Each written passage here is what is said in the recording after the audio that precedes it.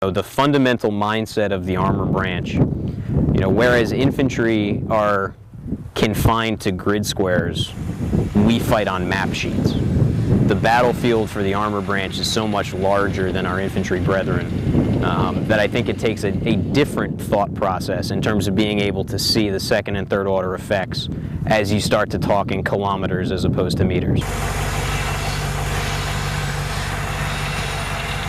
But when you look at the firepower that exists on just one tank alone, the amount of space that it can cover, what you realize is that if you want to seize terrain, if you want to take terrain and you want to hold terrain, having a tank in the battle, it not only sends a tactical level message, but it's also a strategic level of where the United States military and army is placing its influence.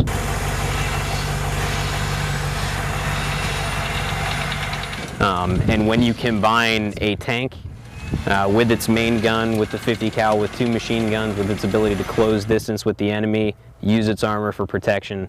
When you take that, you put them in open terrain and you put a few infantrymen on key spots on the hilltop, there's really nothing that can stop a combined arms battalion.